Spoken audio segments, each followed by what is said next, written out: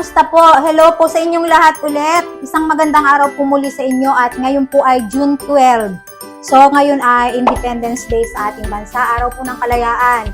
So wini-welcome po uli kayo sa aking channel, Hilda Chavez Evio po. At sana po ay nasa magandang kalagayan po ang lahat-lahat. So ngayon guys ay dahil araw ng kalayaan ay naisip kong gumawa ng isang Filipino food, yung merienda ng mga Pinoy. So, ang gagawin ko ngayon guys ay ipapakita ko sa inyo ang pagluluto ng suman. So guys, magluto tayo ng suman. Isang masarap na Filipino merienda.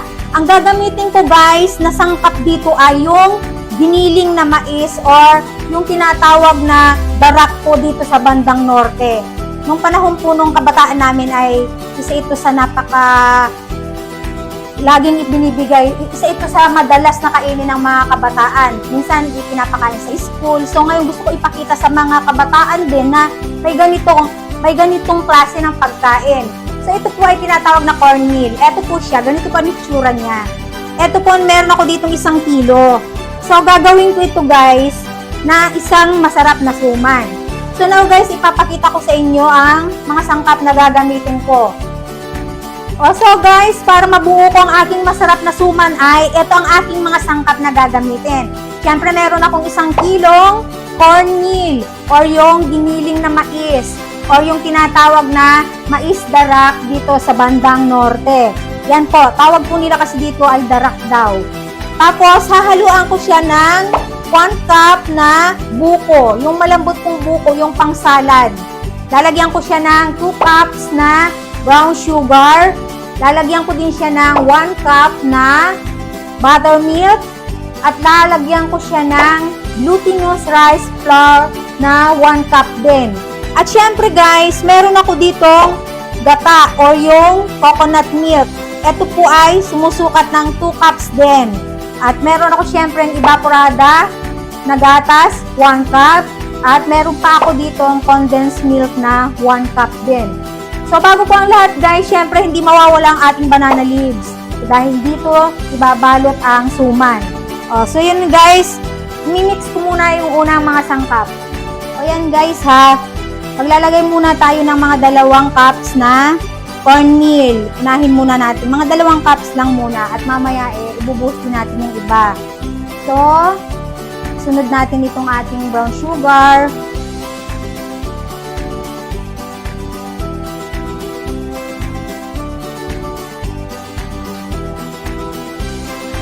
Ating gatas na buttermilk. Ilagay ko na rin itong ating glutinous rice flour. O ayan, mix muna natin ito guys.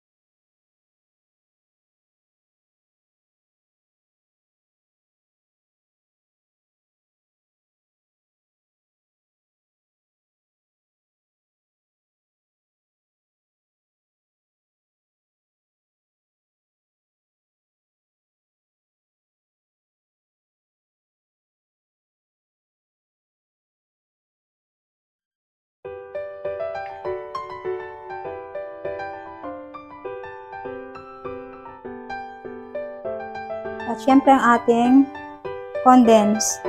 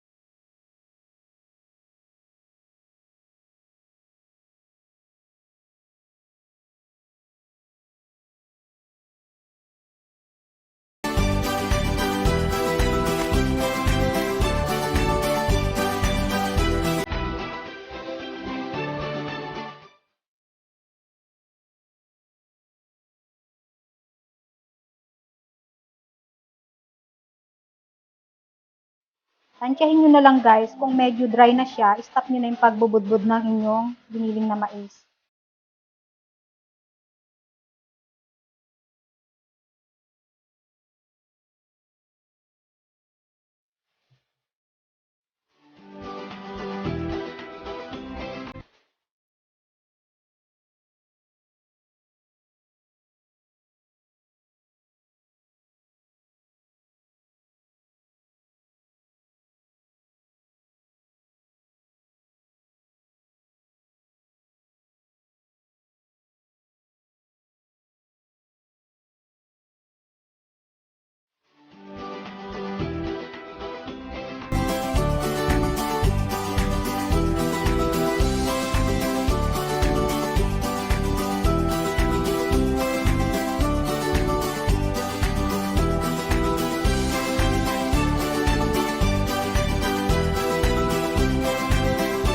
Oh. Ngayon guys, tapos na akong maghalo. Nahalo ko na siyang mabuti at tamang-tama lang yung kanyang lambot.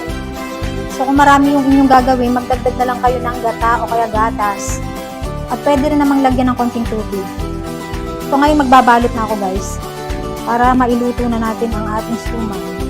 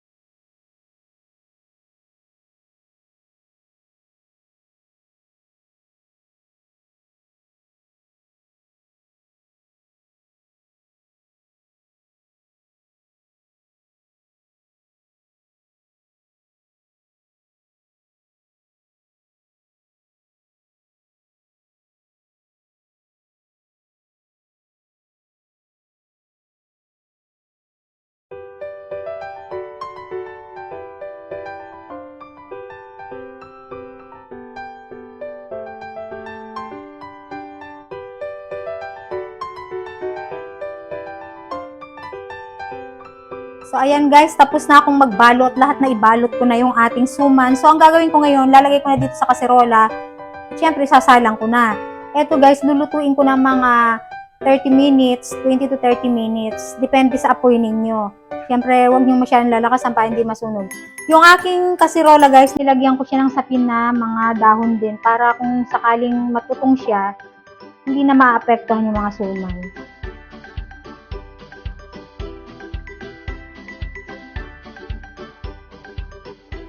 Tansyahin nyo na lang guys yung tubig na ilalagay nyo.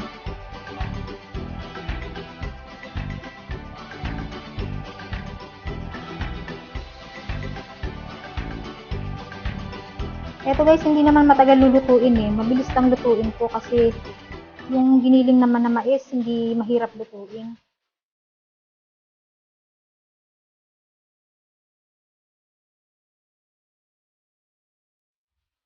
O, diba?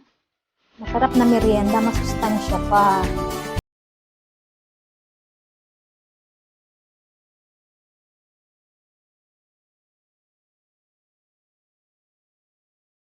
So guys, merong mga medyo malalaki akong binalot. Ito kasi medyo malalaki sa mga matatakaw. Ayan. Yung sa mga hindi masyado matatakaw, maliit lang.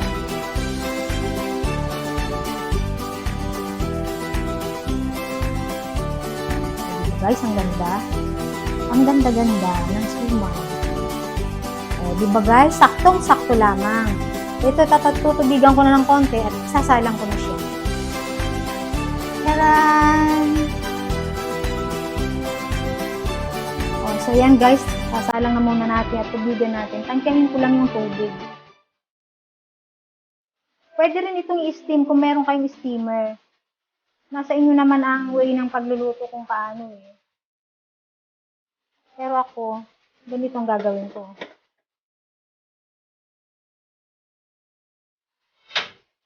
Ayan, banayad lamang na apoy. So ayan guys, hintayin na lamang natin ito na maluto. Titingnan-tingnan ko na lamang siya kung luto na. At pwede na kainin. So guys, eto na ang finished product ng aking suman mais.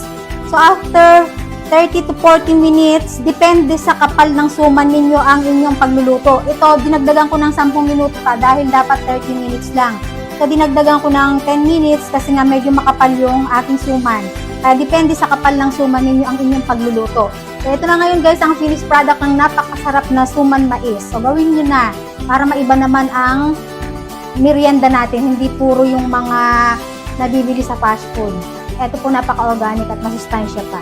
So guys, maraming salamat sa inyong panonood. Sana'y nagustuhan ninyo at meron kayong natutunan na maganda. So guys, hanggang sa muli, abangan nyo pa ang mga susunod na video at sana naman ay nasa mabuti kayong kalagayan lahat at pinagpapala ng ating Panginoon. So bye!